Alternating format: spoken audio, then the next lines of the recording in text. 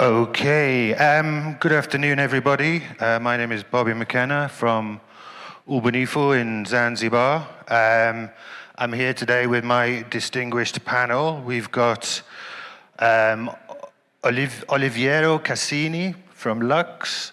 We've got Wesam Okasha from TUI, and we've got Mike Vroom from the Hemingways collection. The theme, exploring opportunities in remote locations, is correct. I was just checking because there was another mention about secondary cities.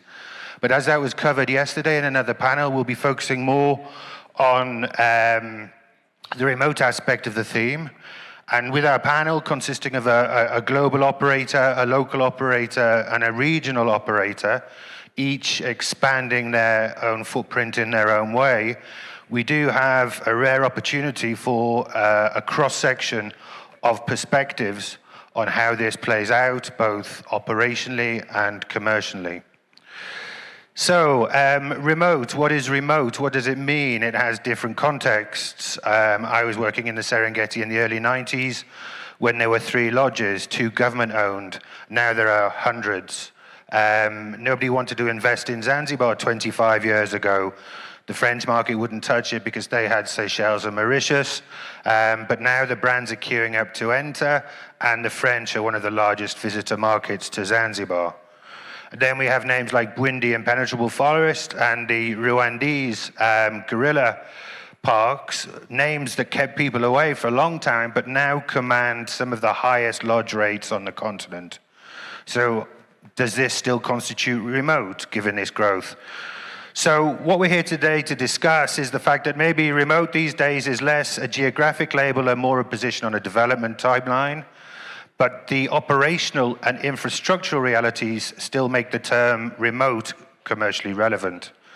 So we'll be looking at some of the key points in this discussion will be the market, the development model, the supporting ecosystem for development to take place, what's still in the way, and how we deal with the sustainability commitments of these expansions.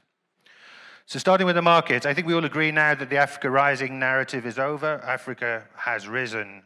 But the real question now is who's reading this momentum and growth correctly, and what's pulling operators into these newer markets.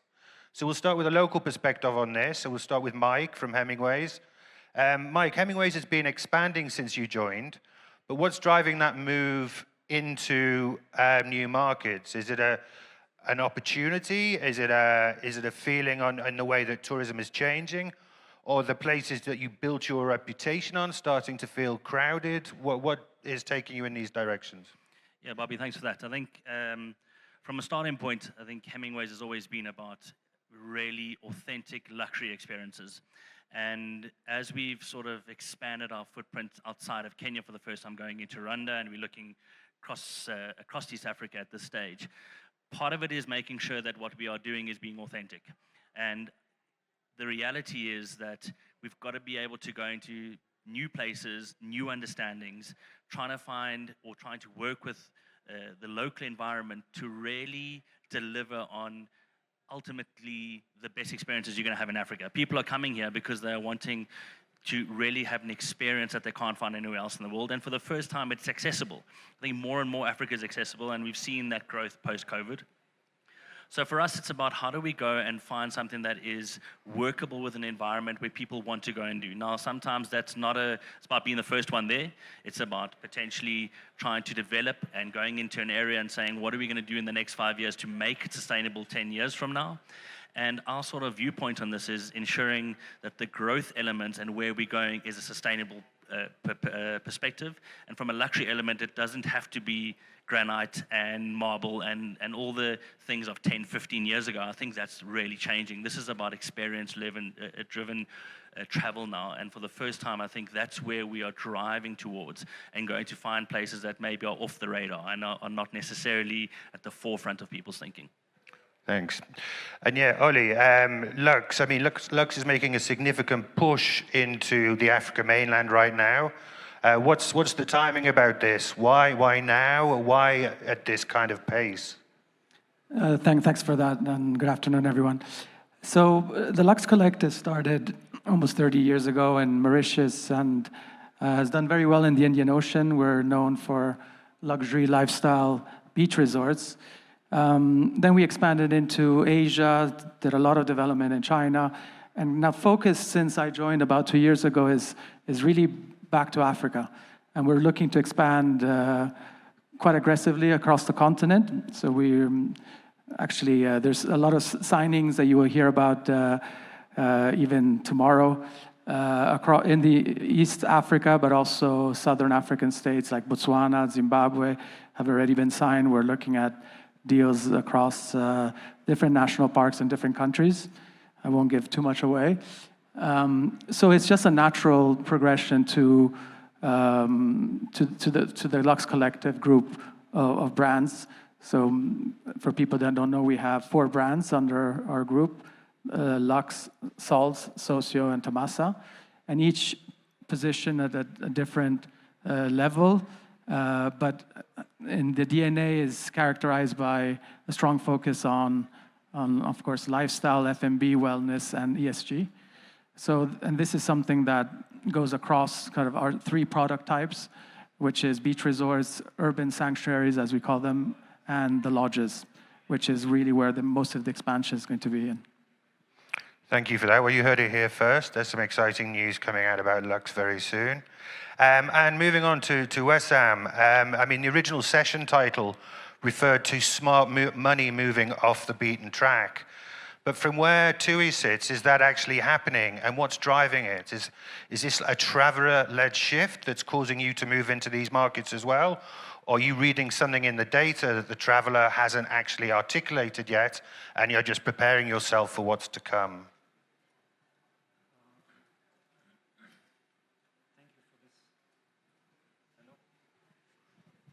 Thank you for this.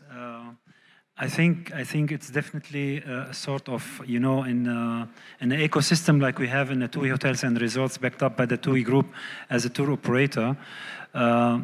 It gives us the chance to operate and to develop differently to the most of the operators, because when we go to develop a product, we go there where the market we have already. That means we do know the expectation of the guest. We are extending actually the experiences, because the future of tourism and hospitality, it's really literally in the experience. And I fully agree with my colleague Mike, which was saying like luxury, but also upper mid-market scale has changed completely. The expectation of the travelers has completely changed. It's not about remote is not good anymore because it's too far. Remote is meanwhile authentic, clean, and a completely new, different experience. In our case, when we go to a new destination, we are trying successfully since over a couple of years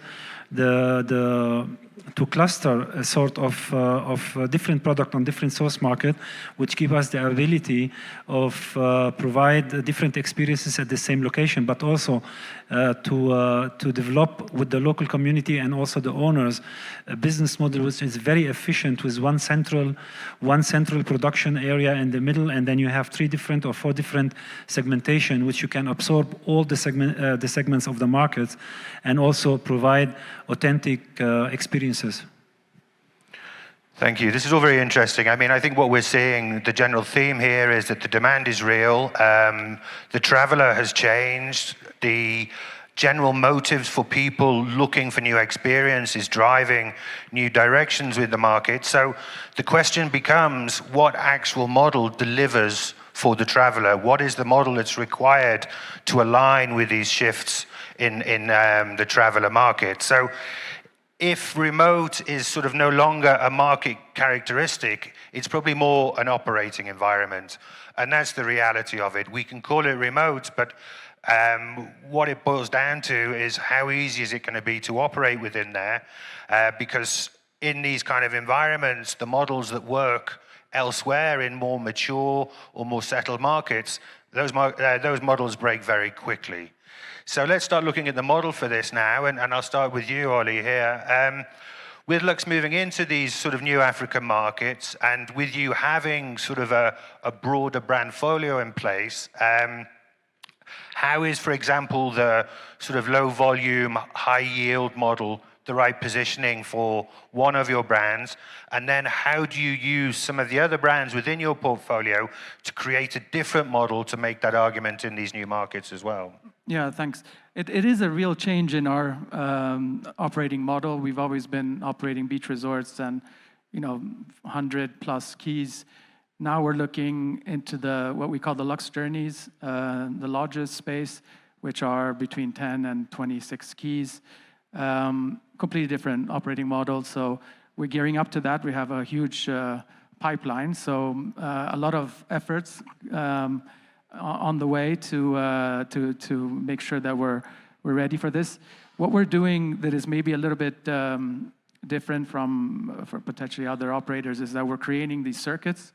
So in countries like for example, in the SADC states, connecting Botswana, Victoria Falls, Mozambique, and South Africa, creating kind of a homogeneous experience for travelers and connecting all these destinations through whether it's wellness programs that they'll be able to undertake throughout their 10 or 14 days stay, and really having that, mitigating that challenge which international guests, especially kind of affluent international guests, face when they go into these long distance travel, where maybe they don't have the same experience, the same level of services across. So that also helps us, and we're doing similarly in Rwanda. We'll be connecting the different national parks. It's got a lot of attention and a lot of support from the government, which is exactly what they were looking for, someone to come in and really have a longer length of stay for travelers, not just in and out, see the gorillas and back out. So through the kind of these circuits, we managed to have some efficiencies, operating efficiencies, and whether it's sales and marketing, procurement, and so on. So I think that answers. Yeah, no, I think the circuit is always important. You can't just sort of have these standalone destinations. But Wesam, you sort of at TUI, you do this in a slightly different way, in that you sort of look to build up clusters rather than standalone resorts or broader circuits in this way. Can you explain what that means in practice when you talk about cluster development and why that changes the proposition for operating in these kind of markets? Thank you for this lovely question. Actually, cluster is one of the most efficient and profitable business model we are implementing in a lot of destinations, like for example in Zanzibar, which you know very well. But I think today, if we do not serve the community and give more empowerment to the community and bring real development for the destination, we do something wrong. And only these ones who are developing on a long-term successful product, they can only put it in a cluster, I think, if they have the capacity to fill it, like we do, because we have our own aircraft, we have our own cruisers, which help a lot in a clustering destination. One hotel can attract clients, but a cluster can attract all the segmentation. And then within the same cluster, you can create different experiences, which is maybe luxury is one of them, upper mid-market is the other one, club and family club are among this one. The good thing about it that you can every single guest of this segmentation can use as well the other experiences in the same destination. So somehow it has a significant experience for each and single segmentation, but still as a destination, the guests, they cross over and they do experience, for example, some of the guests of the upper mid-scale, they go and have dinner in the luxury part of the project. However, this is a very challenging environment because it absolute demand the integration of the community, the full support of the government, and also the long vision of the investors. And then when it comes to investor going with us, where we have our volume and we bring our volume with us, a cluster bring immediately an airlift, and airlift bring more volume, and this is exactly the success which we are doing in Sal, in Spain, in Zanzibar, and all over the places. Now we're starting with the same thing in Asia and China as well. Okay, so we have two very sort of different, well, not different models, but certainly the circuits, the clusters, and each kind of, works within the environment for these particular operators. But Mike, in the case of Hemingways, your model has been based on sort of on-the-ground operational knowledge, local relationships, understanding how things actually work in specific places. How important is that still when you're moving into markets that you haven't operated in before? How does that affect your kind of model for expansion? Yeah, Bobby, I think it's key to get an understanding of a local market. You cannot go into a new country or a new destination without bringing a local component along for the ride. You can think you'll know what to do, and you'll be quickly taught it's not the way it works. So I think what we've done is, even going into Rwanda, we've got a complete Rwandan team that's there. We've brought in some expertise from Kenya to help the transition from a cultural perspective and just in terms of how we operate. But ultimately, we want the local environment to speak for itself. We want Rwandese to look after our guests coming in there, as we want Kenyans to look after guests coming into Kenya. I think what it does do is it helps us diversify to some degree, so elements of supply chain or things that we haven't been able to source in Rwanda, we've been able to work with suppliers in Kenya as an example and say, how do we take you along for the ride? How do we find somebody in Rwanda that can work alongside you here? And if it means that we are taking stuff from here to support that, then that's worked very well.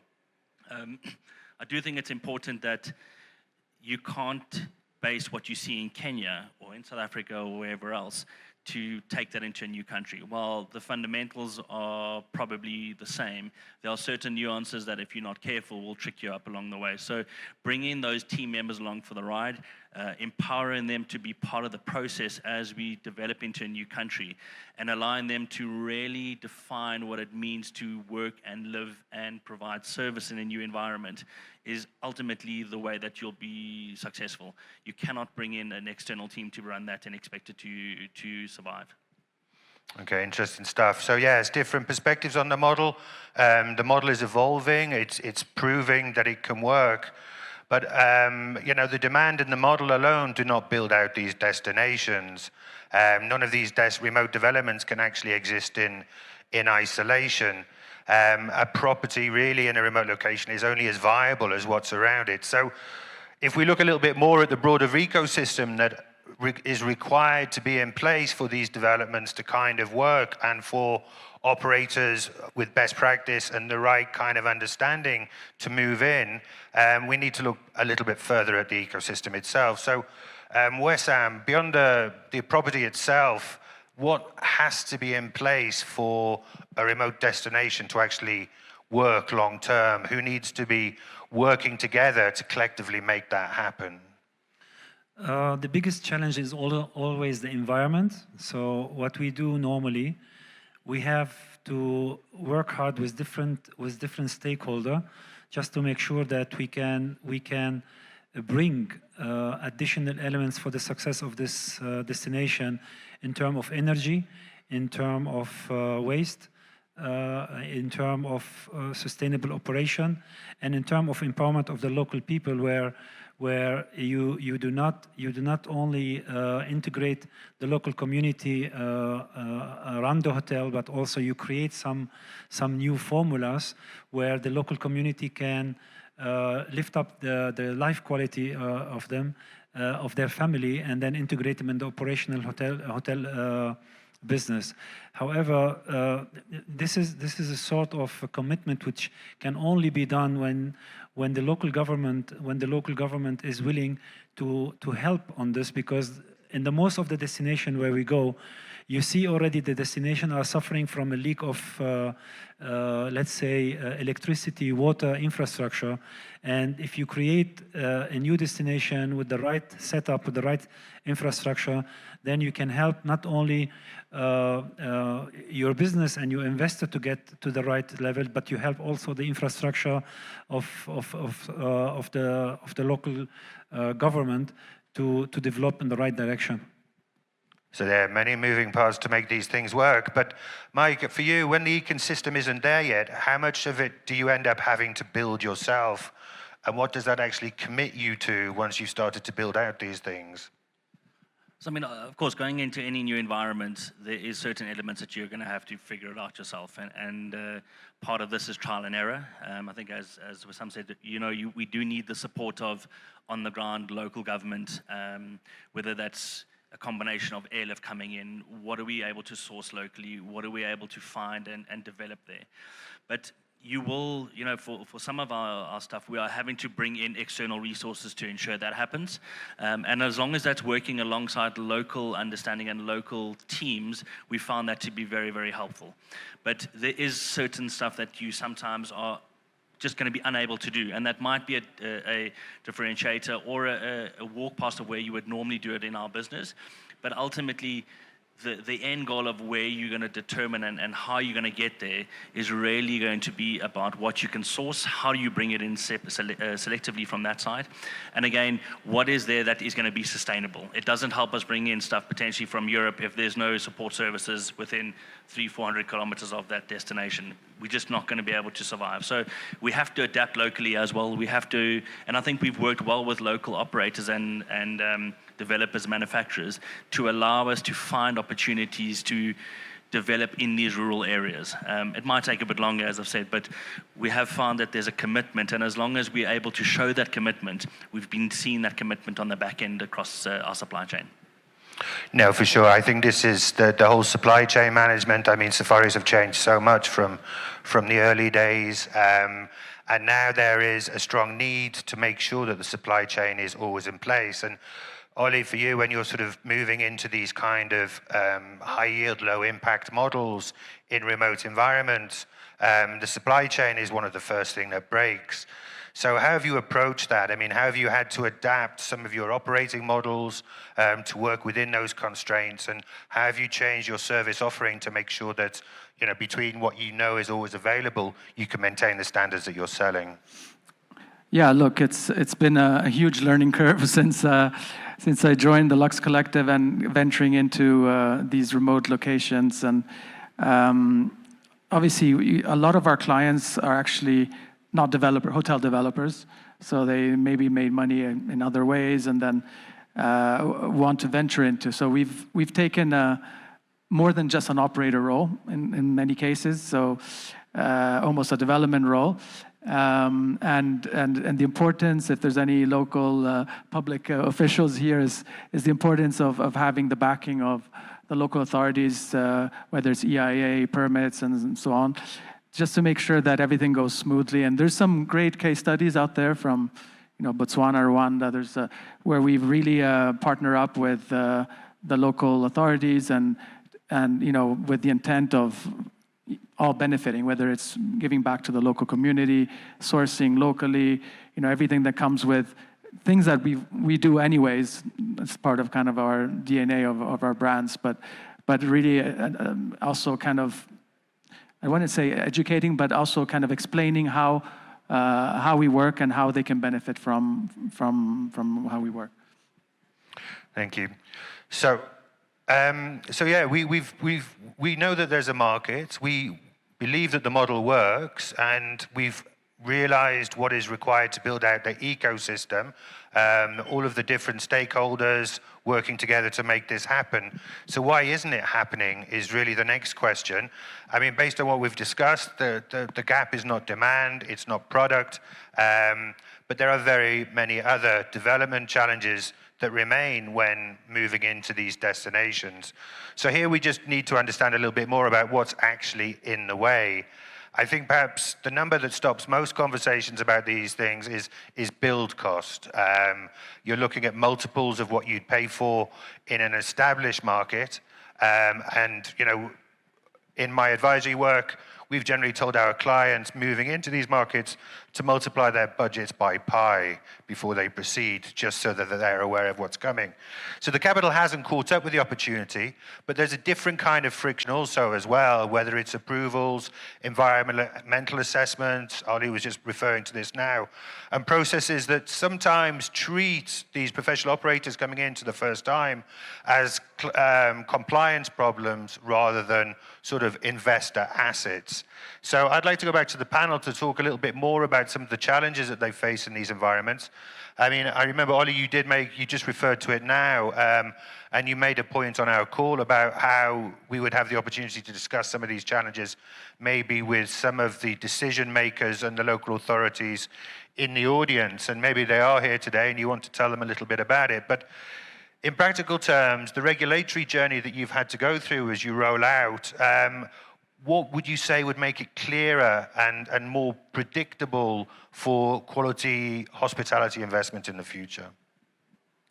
Yeah, so look, it's also a matter of coordination between different local authorities and making sure that they each know what they're supposed to do or they're doing, and not interfere with let's say, other departments or other ministries. But what we've seen in the most successful cases is where there's this coordinated approach, clear milestones, clear RFPs if there's concessions in national parks, and meeting those timelines and the expectations and deliverables. So I can say what the kind of where things have gone well rather than things have gone wrong. Not to touch on sensitive things, but Rwanda again is a great case study to look at, where they're looking at high value, low volume tourism. They know very, very well what they want and the kind of operators that they need, and they have very strict but also fair requirements from operators and developers. Sure. I mean, Mike, Hemingways has moved beyond its sort of Kenyan roots into these new markets, and you referred earlier on to having to learn quickly on the job. I mean, what have been the unexpected challenges that have come with kind of moving into these things from a regulatory perspective? Whether it's challenges with ensuring you have the right amount of guerrilla permits or any of these other things. I mean, what have you had to learn the quickest, shall we say, so far? So I think, just on what Ali said, I think RDB and the Rwandan Development Board has been very, very helpful in this journey, and it's a pleasure doing business with them in Rwanda because they make it easy. So I think there's always going to be hurdles along the way. I think a lot of it is probably down to cultural more than anything else. So we are trying to determine, when you've come from a Kenyan understanding or a South African or Botswanan understanding, going into Rwanda, you've got to take into account a lot of the historical sides. And it's very important, and a lot of our teams going to work in that environment now have got to first stop and understand. They've got to go and learn about where Rwanda is as a country, why it is as a country. And if they were able to do that, we found that a lot of the red tape, for lack of a better word, is moved out. I think also, again, there's a certain speed at which things work with. Some things work quicker than others. So you are paying school fees, and I guess that's with everything. The quicker that you can pay off those school fees, the better you understand it for the next project you're going into. So we found that a lot of things where potentially you've thought it's A, B, people are seeing it as C, D, and there's about to determine how do you go back to make sure that we all talk in the same language, because I think there's a lot that's lost in translation. And again, the expectations coming from Kenya going into Rwanda had to be rethought about in terms of how we're going to approach certain understandings, using local advice, local guidance, conduits you wouldn't get through the front door if you went there directly. You've got to go and understand how to get through those doors. And I think once you're through the doors, it's very easy, and they make it very easy for you to operate. But again, I think probably the biggest learning is understanding the cultural differences, and once you've got that through your door, a lot of it sort of falls into place. Now, the cultural difference and the general sort of whole integration within these new kind of environments and what have you is obviously a key aspect to sort of getting things working in your favor. And Wesam, I mean, community integration is often framed as a responsibility, but you described it to me recently as a commercial advantage. What's the difference been for you in practice? I think today the social responsibility has been always like one of the biggest target and priority we have. But meanwhile, we truly believe, I mean, we operate in 183 countries worldwide. So we have access to local expertise all over the world, wherever we land, and we never come over from a German perspective and German mentality to go somewhere in Africa or in China or in Asia and say, we're gonna show you how the show will run. No, we come with our own expertise. We use a lot of local expertise, and then we do go by the books. And I think today, I fully agree with Mike. Today, the biggest challenge is education, and I'm not talking about educational for the team member within the hotel.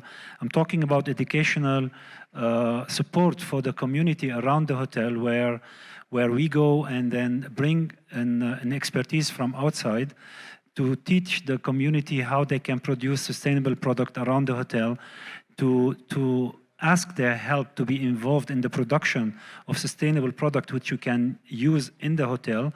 This kind of interaction give the community the opportunity to not only to improve their lifestyle and then their quality of life with the family. It gives them the feeling that they are indeed integrated in this one. They are very proud to have this kind of contribution to the full success of it. We see it in Zanzibar, we see it in Capo Verde, we see it as well in some destination where we have been working successfully with the same model. By the end of the day, we will maybe see it later on. This is a contribution of the group, which is as a non-profit organization fully integrated in the group, which is the TUI Care Foundation, which has signed with 25 countries worldwide, where the support to the government to develop sustainable hospitality and tourism is giving to the government without any contribution from them. Thank you. Right, I think we're sort of running out of time, so I'm just going to move to the last point, which is perhaps one of the most, in fact, the most important really to close, because it underpins everything that we've discussed today. But remote emerging destinations are fragile places, environmentally and culturally, as we've established. And as the industry pushes further into them, how do you balance growth with protecting the destination itself? What clear sustainability commitments need to be in place in order for you to operate to best practice standards? So Mike, as the man on the ground here locally, perhaps you can start with this by just giving us a quick insight into your I mean, I think, Bob, we had an interesting conversation a couple of weeks ago, and when it comes to funding of conservation elements, people are very quick to come and jump in and want to fund anti-poaching, as an example. Nobody wants to fund rain gauges in the Masai Mara, right? Because they don't, what's the value? There's no sexiness about it, for lack of a better word. But ultimately, understanding the rainfall patterns, as an example, will determine where the next round of conservation needs to go. And we're a firm believer that if the migration is impeded, as an example, in the Mara, if the Mara fails, Kenya's in trouble. If the Serengeti fails, Tanzania's in trouble. If the gorillas fail, Rwanda's in trouble. So we've got a very firm viewpoint in terms of how as a business, what do we do from a conservation standpoint? How are we talking about it? How do we make sure that there's no over-tourism, which is a big challenge?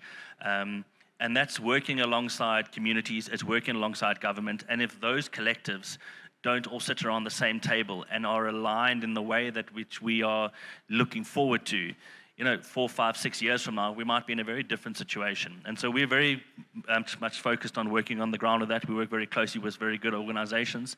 And I think we're starting to see that effect take place in terms of people understanding that. But it requires an entire tourism sector to come to the table to ensure that this is sustainable going forward. Absolutely.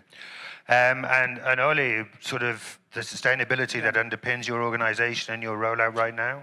Look, we're, our ESG practices are well documented, actually even on our website. You can download our annual report, nothing to hide. So ESG has been kind of at the forefront of what we do. We operate in environmentally sensitive destinations, so I guess we have that experience. What I would say is, just to add to my panelists, is there's an expectation, especially not even just from the luxury traveler, but even kind of the mid-scale traveler, that what you're doing in these kind of sensitive environments is meeting certain ESG thresholds or ESG principles. So it's not even something that it's a requirement to survive.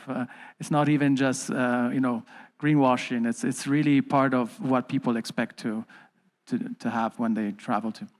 No, absolutely. I mean, responsibility is responsibility. It's not something that gets passed on or looked over anymore. And Wesam, last but not least, TUI, obviously a very large organization. What have been your sustainability commitments that you're working with as you move into these new markets? Sustainability is for us one of the heaviest agenda we have in the group, not only on the group level, but also on all properties level. Yeah, we have 463, currently 463 property across all the continent and brands, and we will get it to 600 properties within the next 4 years. So this is why on property level we have a lot of investment where we use new energy. We have AI to control the food waste and also the energy consumption. We have a couple of other products to reduce plastic use within the hotels. But on the group level, we have as well, like, you have to imagine in the ecosystem where you have aircrafts, local destinations, domestic management companies, over 181. Then you have the cruisers, and then you have the hotels. So you can imagine the impact of our planet, how big it can be. So our target is in the next, until 2030, to reduce this by 48.2%, and by 2050 to reduce it on net zero. But I invite you to have a look on the video now to see what is our engagement from a group level. Please.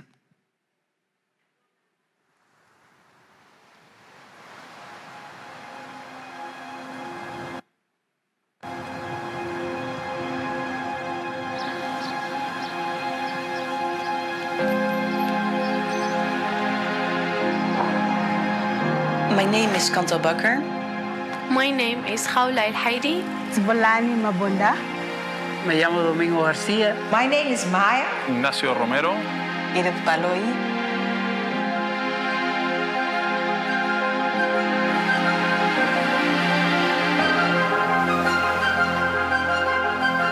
TUI Care Foundation builds on the potential of tourism as a force for good. TUI Care Foundation wants to support the destinations and especially the people in the destination to get a better life, and that they also benefit from the tourism industry and from the travelers coming to their countries. With currently over 30 projects in 25 destinations around the world, TUI Care Foundation focuses on 3 fields of engagement: young generation and education, nature and environment, empowering local communities. TUI Academies, empowering 10,000 disadvantaged youth to start a career in tourism. And that's really the start for a new life for them. Ahora puedo pagar el colegio a mi niño, puedo ayudar a mi mamá a comprarle sus medicamentos, puedo pagarme mis clases de inglés. Try something you never tried and you were scared to try, and you made it, they realize that you can do other things in your life. TUI Cares, enhancing entrepreneurship opportunities for local communities. The local producers, local farmers, they are not very well connected, and that's why we thought it's good to start cooperatives for the farmers, for the vineyard owners. No podemos estar constantemente luchando con químicos, eliminando especies vegetales, animales que nos rodean. Estamos conectando directamente con los consumidores que nos visitan, turistas que están en nuestros hoteles, en nuestros restaurantes, a los cuales pues, se les intenta potenciar el consumo de vino ecológico. Safeguarding nature and protecting the marine environment. Creatures get stuck in plastic and sometimes they die. I love to see nature that is clean and not with trash.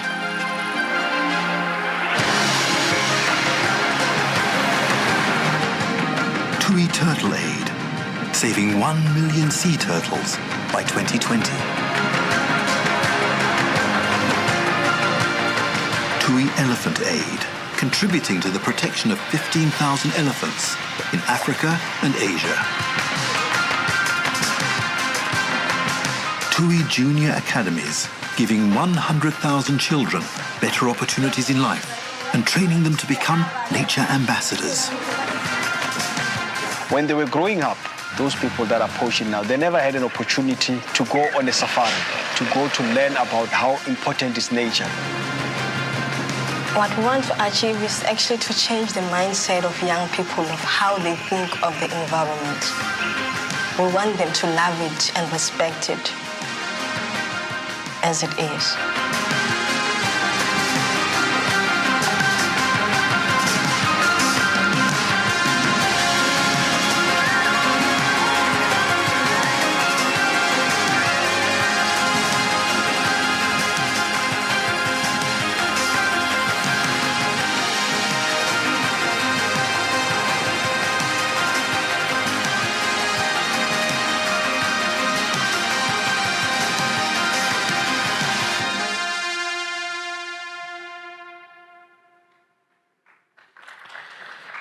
Okay, so TUI cares, and I think everybody here does. Ultimately, Africa's remote frontiers are where the next 20 years of hospitality value is going to get built. And the operators who get the sustainability right are the ones who will still be there in 2040. I'd like to thank you, my panelists, and thank you all for coming today.